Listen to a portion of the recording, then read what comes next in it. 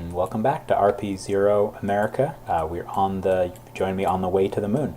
So we're still, close to the Earth. We're climbing faster and faster away from it, and we currently have an encounter with the moon. So I was just fiddling with a course correction. So currently the closest we'll get is 1,300 kilometers. So I'm just going to grab a random point, if it'll let me click, about halfway between them, just as a start. And in practice, I'm just going to poke these numbers and see what it takes to get what. Just kind of figure out the derivative. So this gives me basically not a huge improvement of closeness to the moon, okay? And radial 1 meters per second is barely shifting that, okay?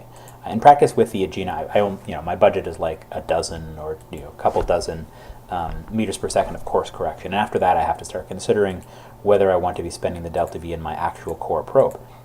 Schnaub's core probe. So here, doing a positive normal burn, compared to a negative one, which would send me further away. A positive normal burn looks like it'll get me much closer to the moon. And because there's no atmosphere, I can get as close as I want. 30 kilometers would be very nice.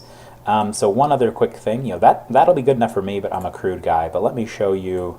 So if you move it around, if I slide it along, you can see what effect that has. Like basically, there you're trying to figure out when is the most efficient time to do the burn. And one way to do that is with this as well.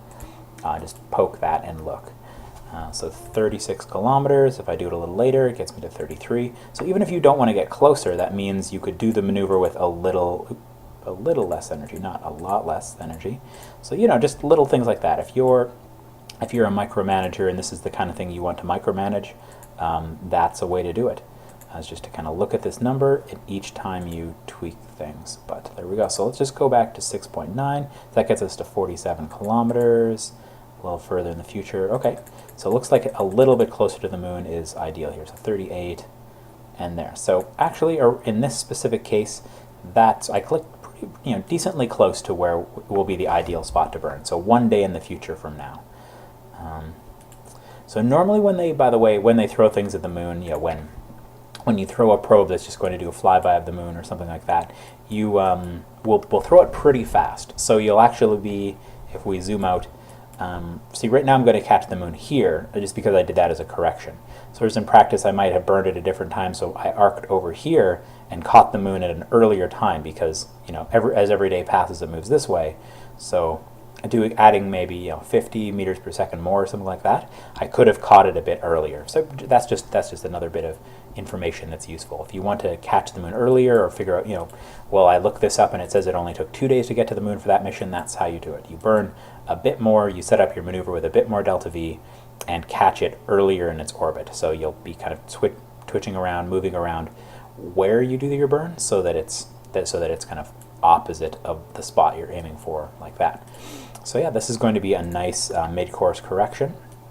So first, before I jump into time warp, let me figure out where the sun is, and it's kind of spinning. Right now I can't kill any roll, like it's kind of rolling randomly. So that's probably part of why I have a bit of trouble controlling it, because I think the Agena did have roll thrusters as well on it. It had full 3-axis control because they used it to take pictures of the Earth. So you need to be able to get your craft very specifically positioned, and so that you can take a picture right down at the spot you want. So you need to not just be able to control 2 dimensions like I have with the thrusters here, but all 3 dimensions. So I'm just rotating around so I can actually get some exposure of the solar panels. Just waiting for that number to hit a maxima. Yeah, that's close enough. Just waiting for it to kind of level out and start heading down or something like that, and then just jump into time warp. So that's going to be good. We're going to be able to generate power, and in practice, more power than we need when we're in time warp, which is nice. So let's see, warp 2 maneuver. Not quite. I don't want that. So let me click. I can 11 days in the future. No, that is a bad prediction. 20 hours. Oh, that was actually good. Let's see, 11 days. No, so it's the blue ones that are good. Okay, so warp here.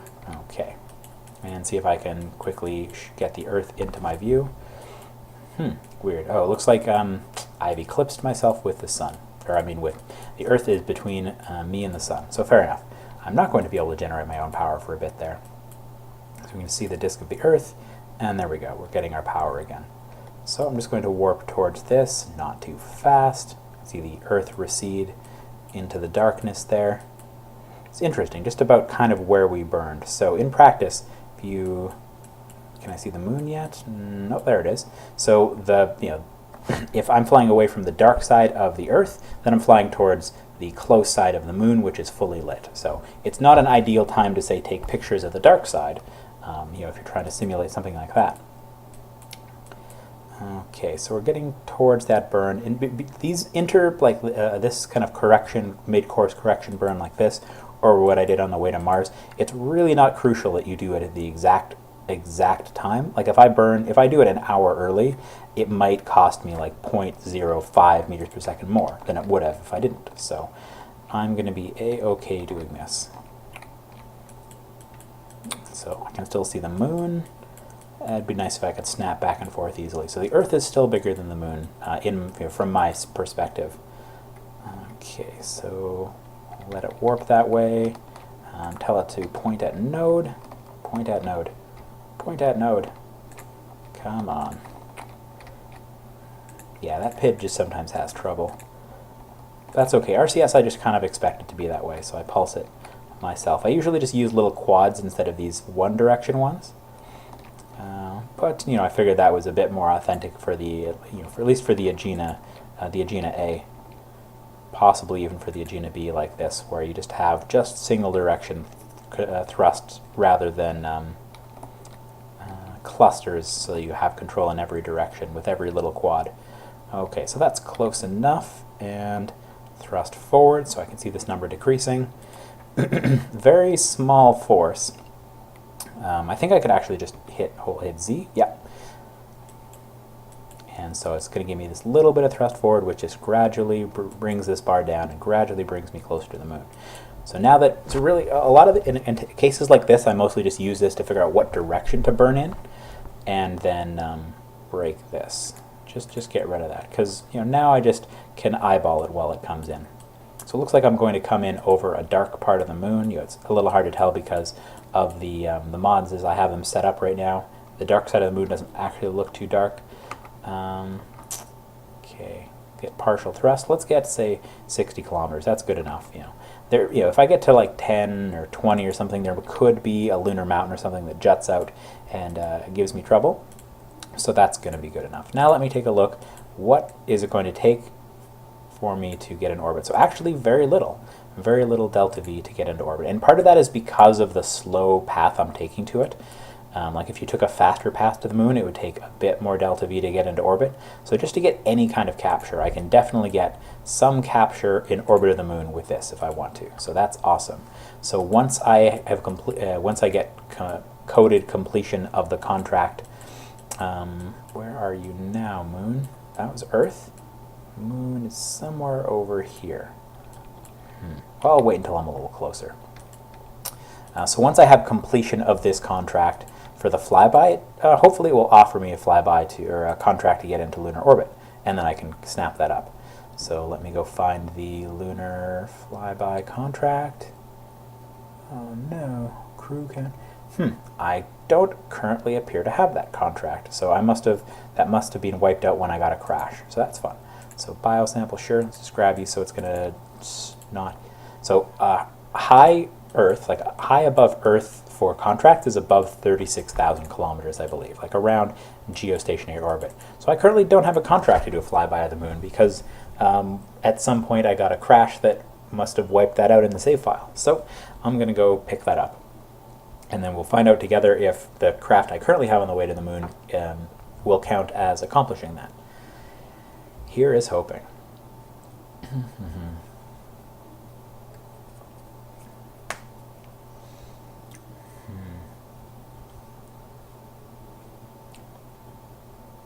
All right. So, achieve geostationary, lunar orbit, lunar flyby, uncrewed. Oh, and it looks like there's also a lunar orbit contract. I could do a crasher. See, if you take a look at the lunar impactor, $50,000 back versus completion of this, lunar orbiter. So they both pay off. They're both pretty good, but in this case, I'm going to go for the lunar orbiter. I might be able to do the other one as well. I feel like that's a little cheap, a little cheaty sometimes. Like, you know, if I put myself into an orbit like I was showing you, and then so I successfully get contract A complete, contract B complete, and then when I'm a bit, once my craft is passed further out and away from the moon, orbiting the sun, orbiting the Earth, which one of you is the craft that I was just controlling? There you are. Looks like I did not give it a very original name.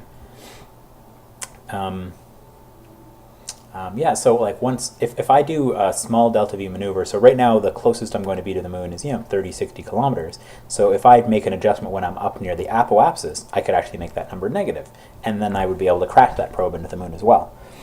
Historically, that wasn't really how it would be done, but it works fine in RP-0, and I've done that for cache before.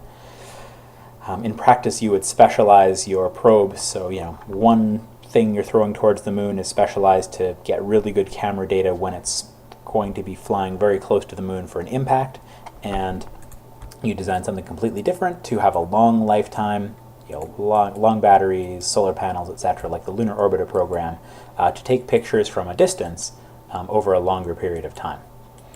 So that looks kind of a wobbly, patched conic view. There we go. It looks much more sane here. Get that listed up. Do a quick save. So let's see quickly what science I can beam away from now. So this is not showing me my science. I must need a different mod for my science. Oh, science. Okay, what if I click science? Oh, okay, it's showing me science. Well, that's neat. Okay, let's do something low risk. What if I go to that? So it looks like that's talking about disabled, nothing to transfer. So yeah, I can't transfer science right now in the craft, but it'd be nice if that was an alternate panel for sending science. So let's see, let's look at my experience. Record impact data? No, nothing. Well, whoa, weird, I'd never noticed that. So if I go record impact data and I'm hovering over these buttons, do you notice that this is increasing in size, that window? Oh, neat, and they must use a common value because the width of the gray window looks about equal. That's neat. That's a cool little thing I'd never noticed before. So I should have some science. Open you up now. Open terminal. No, that's not what I want. Not open terminal. Analyze telemetry. No, I must have already been high above Earth before. But I should have some unique science, and this isn't going to list me science. What about you? The episode. There we go. So this is listing what science I've had before, but it is not telling me in detail, or it's not giving me an option where I can just click to send science. That's okay. I'm not really interested in fighting for the last little bits of science right now. Am I pointed in a way where I'm going to get sunlight? No. Okay. So before I try to send any science out, I'm going to point the craft to make sure that it can give itself fill up its batteries in case. Data size. See, I don't exactly have a good feel for that, for how much electricity it will take to transmit X amount of data, but I do know that that matters. Okay, that's good enough. I'm getting 0.17 or 0.71. Okay, so transmit. Whoa, so that flips open, right? It's good sized interplanetary craft. So many windows. Let me just close that one. Alright, so I got some science from that. So it looks like I've also got a biological sample, which I think is a one-time only experiment, and I don't know if you can transmit it out very well, so I'm not going to worry about that. Alright, so we are on the way to the moon. Let us warp until we're in the influence of the moon. Whoa, that's just me saving. Moon escape, so it's not going to let me click on this path because that would be too easy. So let's just warp until we're near that. Another way to do that would be to use the alarm clock. I could set up an alarm clock for right when I cross over the boundary. Node time 4 days. Is it really going to take me 4 days? Well, I'll take its word for it, I suppose. Or, no. Oh, this node is 4 days from now. I got you. I got you. It's not going to take me 4 days to get into the influence of the... Now, what is the science it keeps telling me about? A gravity scan. Okay, you can transmit the gravity scan. Oh, that happened pretty quick. Good. Okay, so let's warp towards the moon. Looks like there's some more science, another gravity scan. Looks like the Earth is rotating underneath me, so there are more little snippets of science I can gather. And it looks like they're not consuming too much of my power. I'm really not noticing any. Alright, so let's just warp into the influence of the moon. I'm just going to keep bombarding me with all this free science. Actually, my videos tend to be too long recently, so I'm just going to cut this one off here. And next video I will show the attempt to do an orbital insertion burn around the moon. Thanks for watching. Goodbye.